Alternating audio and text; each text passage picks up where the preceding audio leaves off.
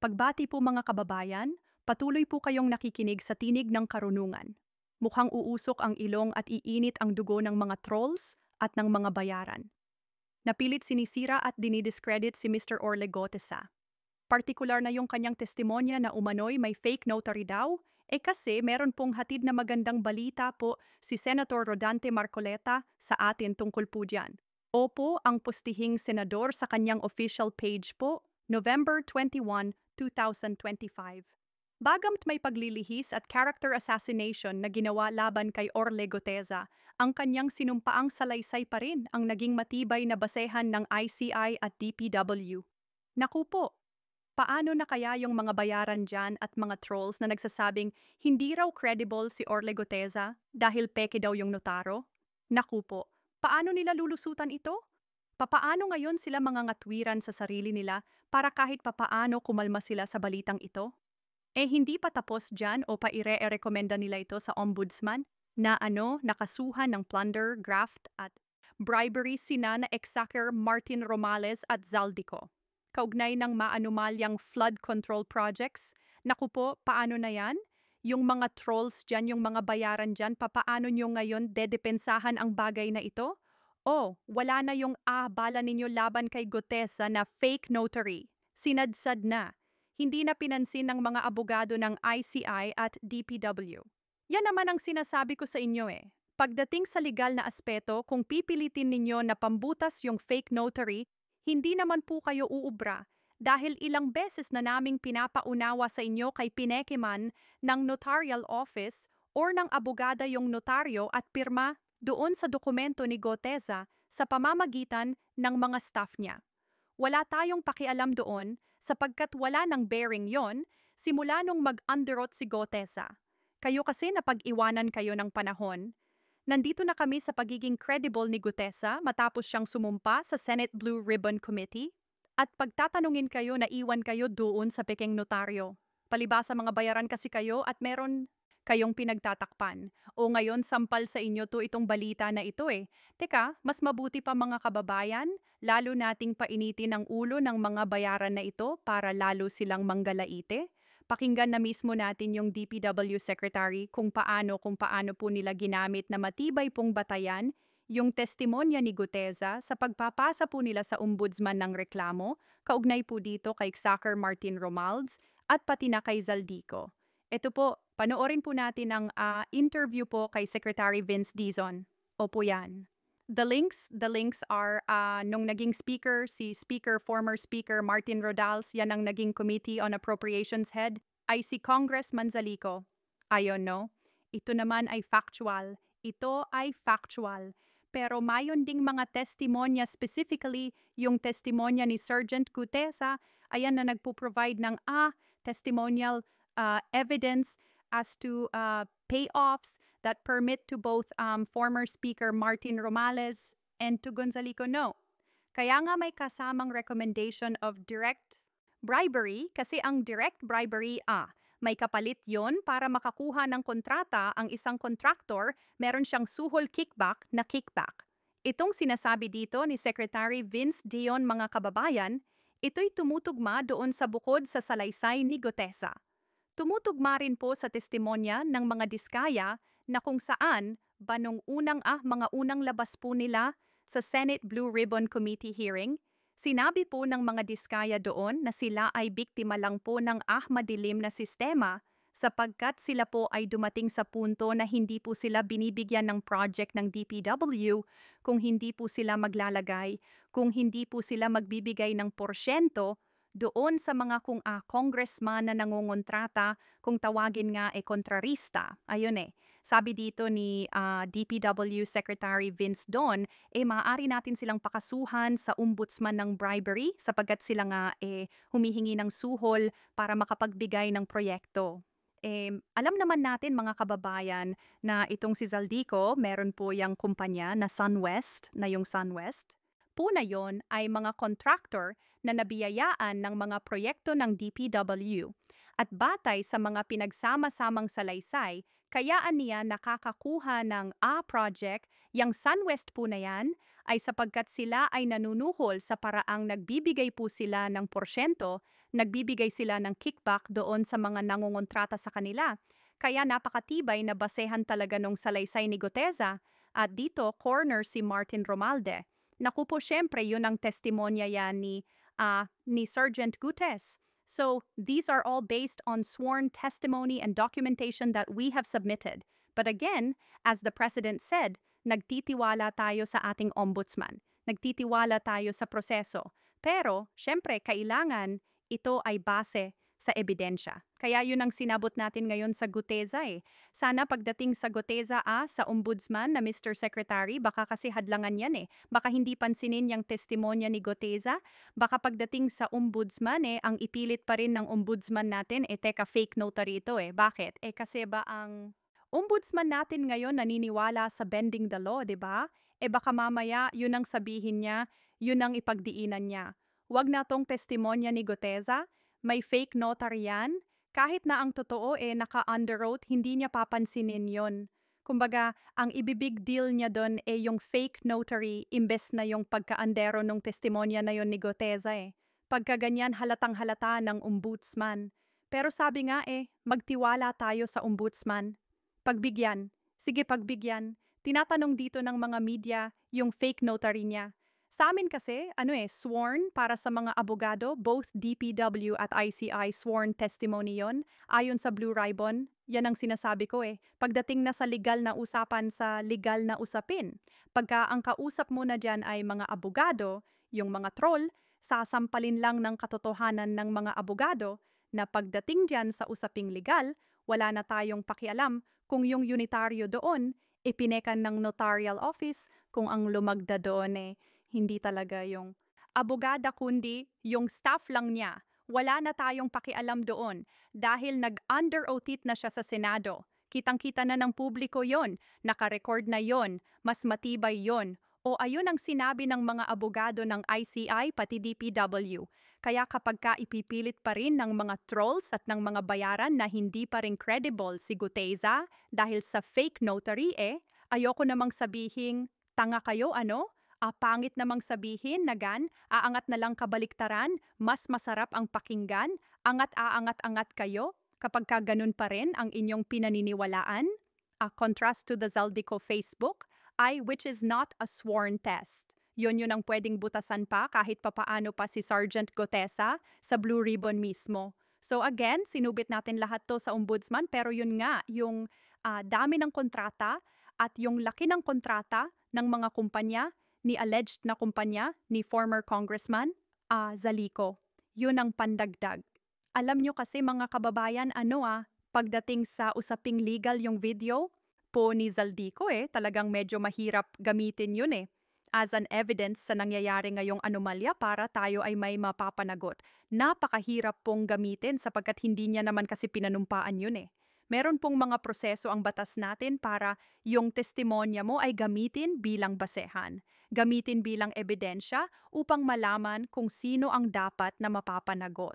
Una, kung gusto mong ikaw ay mag-witness, mapasailalim ka sa Witness Protection Program at ang testimonya mo ay gamiting ebidensya, kinakailangan mo talagang panumpaan muna yon.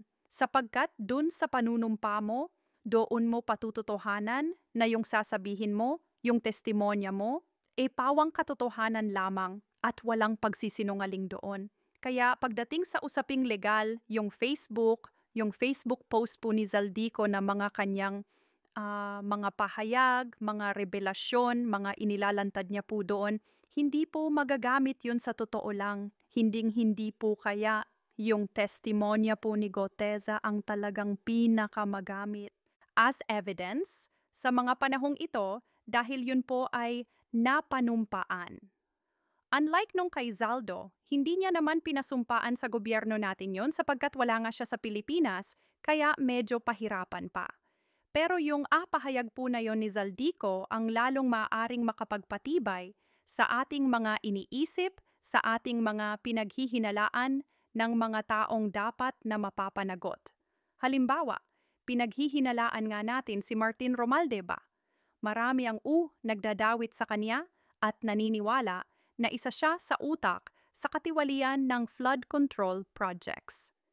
Sa parte natin, yung pahayag ni Zaldico sapagkat revelasyon niya, yun ay pwede nating gawing batayan para mapagtibay yung paniniwala natin na merong pananagutan si Martin Romualdez dito sa usapin ng flood control project anomaly.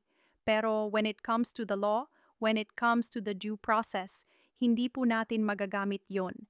Hindi po magagamit ng mga namiminuno sa bansa natin yon para matukoy yung mga dapat na mapapanagot. Pero ito ang isa sa magandang bagay na pahayag po or dun sa pahayag ni Zaldico.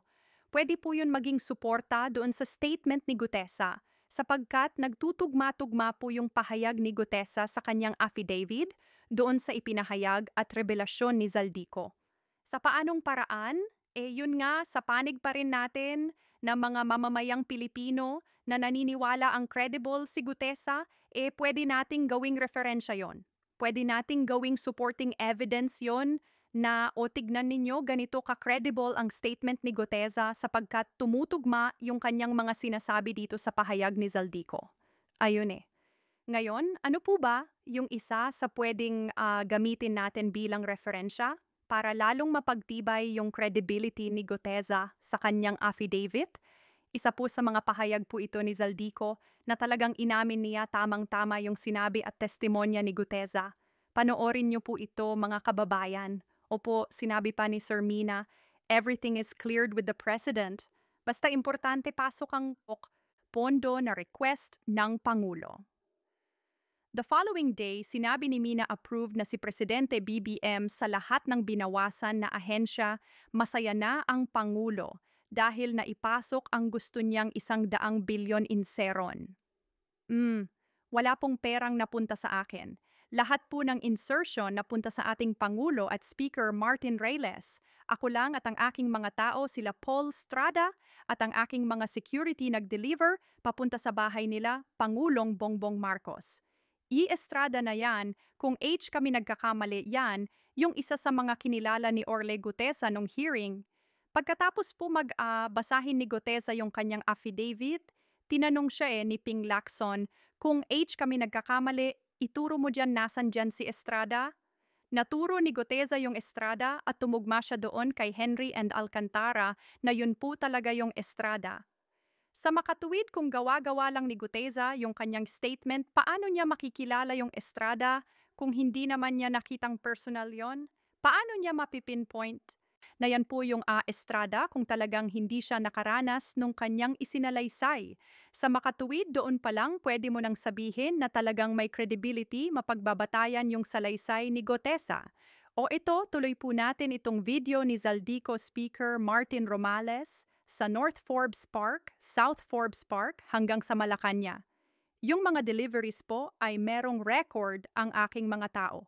Ayan totoo po yung sinasabi ni Olyotesa. Ayon na nag-deliver siya sa Quartz part. Ayon, tuto din po ang sinasabi ni Olyotesa na nag-deliver siya sa Malacanang o nung siya ay nasa Senado. Ayon, para mapatunayan ang mga litrato na deliveries ay ilalabas ko po together with this video. O ayan ba sinabi ni Gutesa na malemal yung pagde-deliver nila at remoa pa?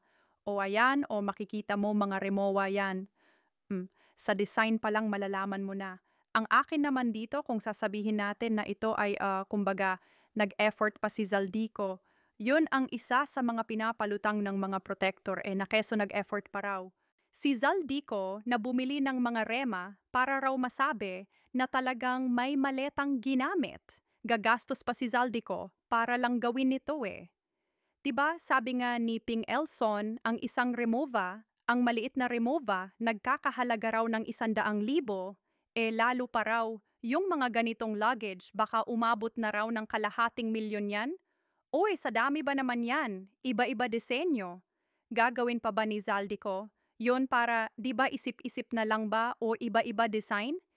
Tumutugma sa sinabi ni Gutesa? Ito, 2024, palumang-lumang litrato pa yan baka sabihin AI, ha? 2024 pa tumutugma After po ng approval ng budget sa General Appropriations Act of 2025, nagtanong po ako sa DPW kung magkano ang kailangan na ibigay sa Office of the President o ang SOP na bigayan. Ang sinagot sa akin ay 25% o ay yung parte naman na 25% tumugma naman doon sa testimonya ng mga diskaya na sila ay hinihingian ng from 15 to 30%. Yung iba ay humihingi ng 15%. May iba na nanghihingi ng 20%, 30% at yung iba ay 25%. Na diretso raw kay Martin Romualdez yon at kay Zaldico. Paanong hindi ngayon magtutugma-tugmaan? Papaano nyo sasabihin na hindi mapagbabatayan yung affidavit ni Goteza kung tumutugma sa testimonya ng mga diskaya sa revelasyon ni Zaldico? Sabihin nito, 25% ng 100 bilyon ang SOP na kailangan ibigay kay BBM mismo. Yon in total, 25 bilyon ang napunta kay Pangulong Bongbong Marcos. Naku po. Kaya ngayon ay hinahamon ko si Woodsman Rimulya. Seryoso talaga siya sa mga sinasabi niya sa kanyang press release na idadamay niya pati si Martin Romales kung magbibigay ako ng ebidensya. Patunayan niya ngayon ayan na ang announcement niya. Imbestigahan niya ang fraternity Brad, ang kanyang kaibigan na si Speaker Martin Romales kung talagang tutupad siya sa tungkulin niya. Imbestigan din niya si President Bongbong Marcos. Naku, sabi nga ni BBM Ensona, let's do it right at mahiya naman kayo. O na ha, baka mamaya naman sa ombudsman natin dalawa ang maging katuwiran niya. Sabihin na yung si Zaldico revelasyon niya, hindi naman naka-under at yun post lang niya yun pero wala naman, hindi naman mapagbabatayan yun o kayaweran nyo na. Tapos pagdating sa nasa harap niya na testimonya ni Goteza, hindi rin mapagbabatayan to kasi nga may fake notaryo. Kahit pa naka-under at oath yan, imbes na bilang abogado, sabihin niya na okay lang to. Bilang abogado, nalalaman ko na kahit fake notary ang nakalagay dito, as long as naka-under at to, credible to mapagbabatayan to. Pwedeng gawing ebidensya to. Imbes na gano'n na ba'y, baka mamaya baliktad. Wala akong pakialam kung underat to. Baka mamaya peke to kasi fake notary din. O pambihira na yan. Parang dumating sa punto na ang abogado mas pinaburan pa yung notaryo kesa yung pagiging underat ng isang affidavit. Naku po, paano mo masasabing abogado ngayon yan Bending dalo pagkagan talaga? Kaya sana matupad itong post ni Senator Rodante Marcoleta. Ayan irekomenda nila ito sa ombudsman na kasuhan ng plunder. Naku po, reclusion perpetuo to kung kami nagkakamali. Alam nyo, yung plunder na yan, mga kababayan, dati ang kaso dyan? O ang parusa dyan, kamatayan, death penalty? Kaso nung inabolish yung death penalty nung 2006, reclusion perpetuo na lang yung maipapataw kapag ka ikaw ay nakasuhan ng ganyan. Isama mo pa yung graph, yung bribery papatong-patong ng nakaso. Doon na talaga aabutan ng paghimlay, yung mga makakasuhan niyang pag nagkataon kung makakasuhan. Baka mamaya intro voice na naman to ha. Kaya sa usaping ito mga kababayan, pinaburan po ng ICI at DPW yung statement ni Orle Goteza. Baka mamaya pagdating sa Office Prosecutorial Office na dapat magbibigay ng parusa sa inirekomenda ng DPW at ICI, baka doon na harangin, baka mamaya doon na hadlangan, baka mamaya hindi natin kakasuhan yan dahil hindi mapagbabatayan ang testimonyo ni Goteza, hindi rin mapagbabatayan yung revelasyon ni Zaldico, at sasabihin sa dulo, sa makatuwid, walang ebidensya laban kay Martin Romualdez. Kaya walang kaso si Romales, si Zaldico lang. Naku po, bending dalo na talaga yan pagka nagkataon Sana huwag namang mapatunayan na ganyan talaga yung pinaiiral na kesyo ang katwiran daw, figure of speech lang daw yon. Sana figure of speech lang at questionable pa nga siya doon ni Senator Rodante Marcolete, abogado ka. Nasa high office ka ng ombudsman tapos sasabihin mo ang ipapaunawa mo sa tao, ang papagawa mo, ipapatupad mo sa batas ng umiiral sa Pilipinas, figure of speech. Pambihira naman yan. Kaawa-awang Pilipinas, pagka nagkataon mag-antabay tayo mga kababayan. Mag-antabay tayo sa susunod na hakbang ng mga namiminuno sa atin. At patuloy niyo pong ihayag ang inyong saloobin diyan sa comment section. Tambakan emoyo yan lalo nangyayari sa usaping ito hanggang sa susunod po na talakayan.